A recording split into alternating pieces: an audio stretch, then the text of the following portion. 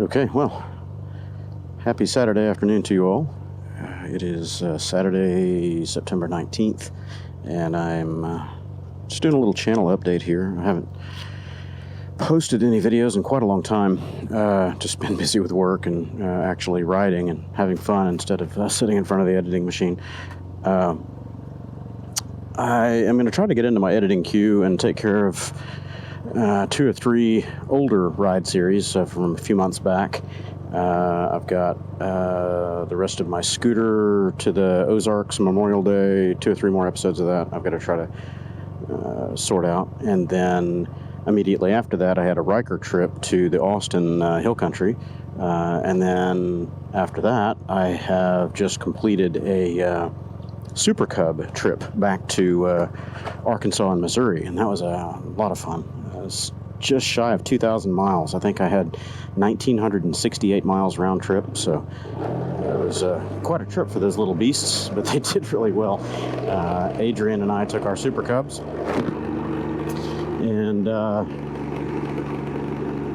we just decided, we're just going to take the back roads and have fun. And we rode all the way up to Plainview, Arkansas on the first night, which was brutal. It was like 14 hours worth of riding. We did 570 miles or something that day at 55, 60 miles an hour on back roads on hard little seats. But we powered through it, made it happen, and then we spent the next several days just kind of leisurely riding up through Arkansas into Missouri. Our event that we went up there to see, World of Outlaws, in Odessa, was canceled like a couple days prior to the event, and we didn't know that. So we all went up there for nothing, but we made the best of it. Moto camp, goofed off, just had a grand old time. Only 3 of us on this trip, but we had fun. And the trip was 7 days in total. Wednesday to Wednesday, pretty much. We did all right, had fun. Now I'm going to be prepping this bike for another trip, but it's about almost 6 weeks out, 5 weeks out.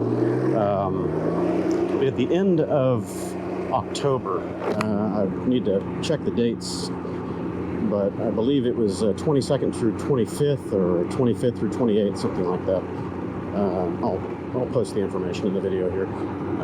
But Fatty with a Firearm and I are going to go back to Arkansas, and we're going to take the Rikers. He's never been out to the Queen Wilhelmina Resort and Park there, so we're going to camp over there in the camping area at that park and just spend 2 or 3 days riding around and playing on some nice twisty Arkansas roads. We'll do the Arkansas Dragon, which is Arkansas 123 on these, and have some fun. I've got my Elka Stage 4 suspension. It's kind of hard to see from where I'm sitting. I need to put my rear shock in. I haven't done that yet, but I put the fronts in, and that was super simple. It took all of about 10 minutes aside. Nothing terribly hard to do. Just lift up the front of the bike and get the wheels up off the ground and pop the upper and lower shock bolts. Out goes the old, in goes the new. Pretty simple. I didn't even video that process because I was just trying to get it done. I think there are a few other people out there that have done install videos on that, so I didn't want to reinvent the wheel there. I don't have an opinion on these shocks yet. I haven't really played with them. They came calibrated from Elka with my weight and riding style. I haven't really adjusted the settings on them yet, but they're 2-way adjustable on the front. You got your, I guess they're 3-way adjustable. They're compression, rebound, and spring preload. The Stage 5, the one above this one, which is double the price, has fast compression, slow compression, and rebound. These just have a divert or bypass valve for the fast compression side. So it's just kind of tuned to aggressive street riding, sport riding, things like that, but not really a track shock, which is fun because this is not a track bike. But my make-ready list for this is going to be replacing this rear tire because I'm getting a little bit bald back there. I'm getting bald and the bike is getting bald. The rear is probably down to, you know, just maybe a couple 30 seconds over minimum. So I'm down to the wear bars essentially. It's time to replace the tire. I haven't been nice to it. I'm roasting it. I'm just trying to burn it away until I replace it. There was a member in the Red Dirt Rikers group that posted something on Facebook showing his Yokohama rear tire that he replaced on his. He took it over to Discount Tire, which we've got tons of those here in Texas as well. I'm going to send him a note and ask if he pulled the wheel off and took the wheel to him and let them do it, or if they did everything there. I do have the socket, a big 64, 65 millimeter, whatever it is. I've got that. I just don't have a torque wrench that'll do 221 foot-pounds, I think it is, 218 or 221. I got a big half-inch drive, but I think I'm going to need a 3/4 inch drive and a little longer to get up to that torque level. So anyway, I don't know if I'm pulling the wheel off and taking it to him or what the story's going to be.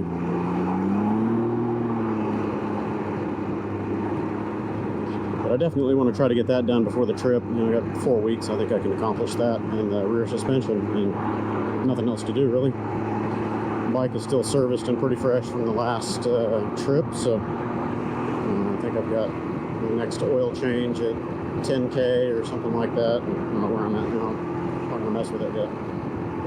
I will mess with it a little later. You gonna let me up? Oh, you're not gonna let me out, but I'm gonna get out. You watch.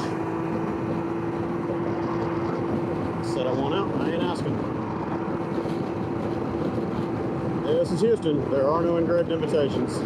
You put on your signal and everybody's going to nail the gas to block you out, so you just have to make a spot. So the I don't know which way the chin bit's going to be quieter. Anyway, I've got my shield all the way down, so it's going to be noisy today. My plan was to replace the front tires as well and do the alignment and all that, but that's going to have to wait. Maybe if I can leave a day or two early for the Oklahoma trip, I could stop through Tyler, Texas up there and have them do the alignment and all that stuff on this bike at Broadway Motorsports, or Broadway Power Sports, whatever they are.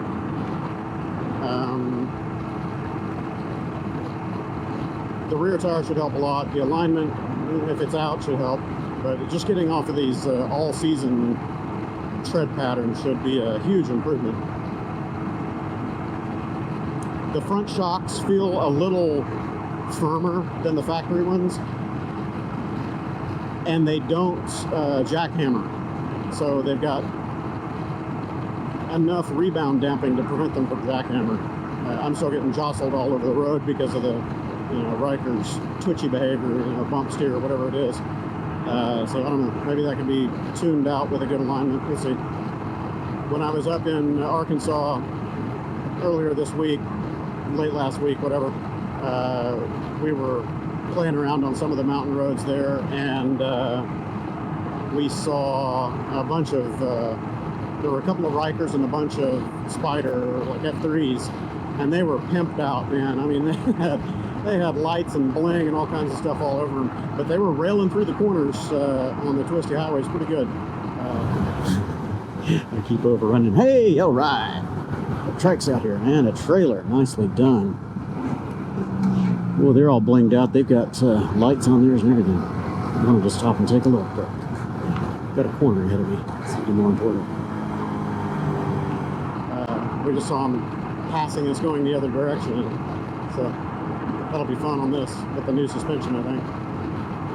But for any Spyder owners out there, I've mentioned this before, but you know, you get a lot of Spyder owners out there that talk about the Rykers handling quirks and the complaints that owners have about them. This is not the same animal as an F3, not even close. The manual steering on this is very direct, very twitchy, and there's no power assist. So it's go-kart steering. You hit a bump and that thing is darting all over the place. So when you take it back in twisties and rough roads, it's a handful. Oh man, it's a handful. It gives you a workout. it's fun, but you know, it's not one of those, yeah, I'm going to lean back and enjoy the ride kind of situations. You have got to be on top of this thing every fraction of a second. It requires constant course correction, and you know, every time you hit a bump, you better be prepared to suddenly be going a different direction. It's really windy today too. We got like 15 mile an hour steady with 20 gusts of 20 coming in from the north. Apparently there is a tropical depression out in the Gulf that's moving in, but it's still a couple hundred miles away. Oh yeah, my other prep and to-do list for this. I don't know what this guy's doing. Came flying up next to me and then backed way off. I guess he's looking at the bike. My other prep and to-do for this, I'm going to revert to the factory map on the ECU. I've got the Dynojet PowerVision 3 that came with that upgrade kit. I didn't like the exhaust at all. It was far too loud, far too obnoxious. It was really, you know, dangerous to your hearing. It's so loud. Even with earplugs in, it's just brutal. Droning along on the highway at 70 miles an hour, you just want to tear your eardrums out. But I'm going to revert to the stock enhanced map, or whatever they call it. Supposedly, you know, adjust your throttle sensitivity and removes the speed rev limiter at the top. This one, I'm on their performance map, and it did not remove the speed limiter because this thing still tapers off at about 105. You can feel it. It's pulling hard right up to around that speed, and then it just rolls off, just like the factory map did. So I don't know if maybe that piece was not flashed properly when I did the programming. Who knows? Man, it's windy today. I'm just getting beat up.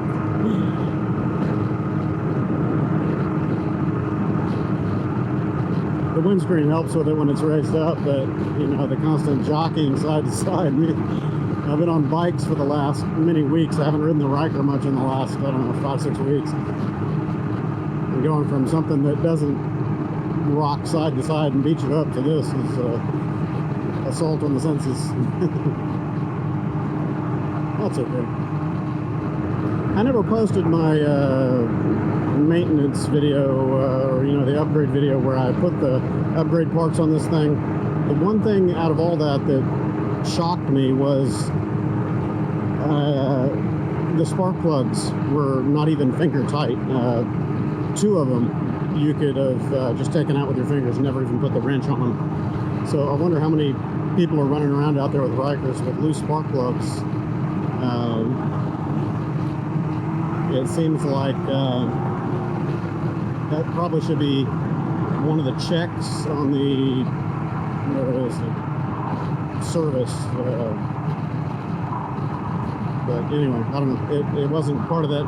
They didn't notice it. I only found it when I got in there to upgrade to the NGK Platinum plugs. And the front one is a booger. It's a get out, by the way. The forward one. The cross member in there is terrible. Trying to get the coil pack off and the plug in and out. I haven't noticed any more stumbling and weird idle behavior though since I replaced the plugs. The factory ones looked okay. They were a little white and charred. It tells me it had been running lean, but if you've got a loose plug, then it stands to reason that's going to happen. But it was stumbling pretty bad at idle before I upgraded those plugs. So for the Racing Power Sports RPS upgrade kit for this, you know, I'm not really, I guess I don't know what that line. I'm not going to fault the guys there. They shipped it out to me. They got it out real fast. Kudos to them. I just don't think the kit is well suited for my type of riding. You know, where I do long highway trips and stuff. The fuel economy kit was fairly significant, and the performance really wasn't there. I mean, I didn't notice the huge improvement that was touted to be there. I'd need to see dyno numbers to prove it out.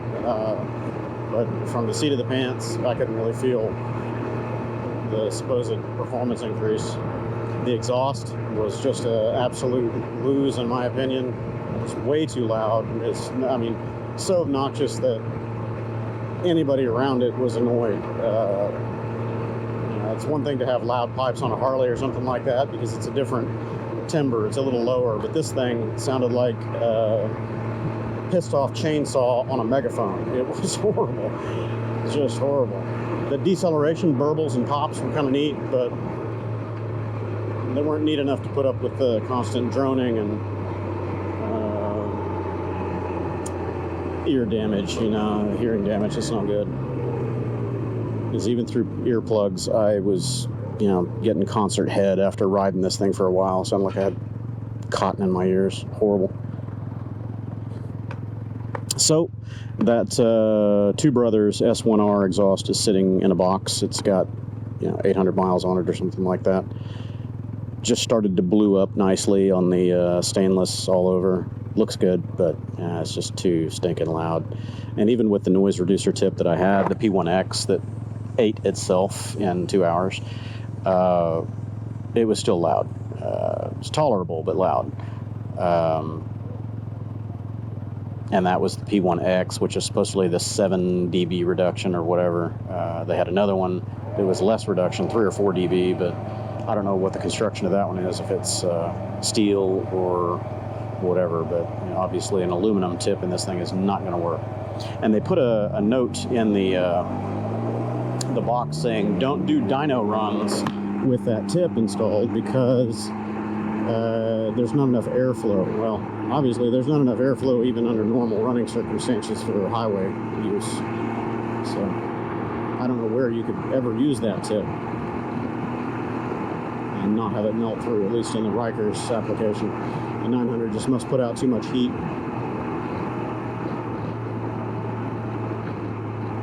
Which tells me that it's running lean, Your EGTs are going to be really high if you're running lean, and I was running on the performance map, which is supposed to be, plus fuel, plus RPM, plus torque, plus everything. I think that was the case. I'd have to get a wideband O2 sensor and an EGT sensor to really watch it and figure out what it's doing, but if you're getting over about 1200 degrees on that AGT, you're going to melt anything. And the guy in front of me is smoking pot, and it's really bad pot. It's skunk weed. Yuck. At least have the decency to smoke some decent weed. Ugh. Better yet, don't do it while you're driving. They're not smoking weed in Texas. Joe Rogan just moved to Texas recently. I was watching one of his podcasts, and the first thought through my head is, there's no more smoking pot on your show, Joe. You're going to get in trouble. It's not legal here in Texas yet. It might get that way eventually, but not yet.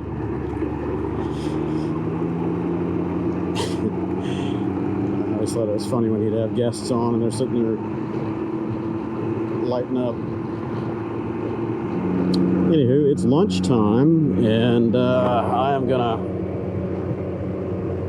see if my wife is cooking or if she wants to go out. She mentioned Lupe's Tortillas, which is fantabulous. Expensive, but it's good. We always get the full pound of beef fajitas and drinks and all that. And by the time you add drinks and maybe one more little entree, you're looking at $100. Ouch. Just the pound of beef fajitas, I think, is $59 now. Damn. It's good. I don't know if it's $60 good, but it's good. Used to be half of that, man. It's been going up and up and up. I need to get my smoker going again. I got a pit barrel cooker. Need to go get a bunch of ribs and brisket, smoke some stuff up. Haven't done that in a couple months.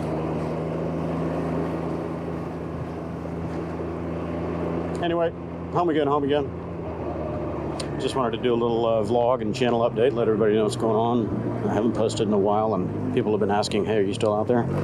Yeah, sorry, I'm busy. I've been riding and working. But I got a lot of videos to share, so thanks for tuning in, and I'll catch you guys later.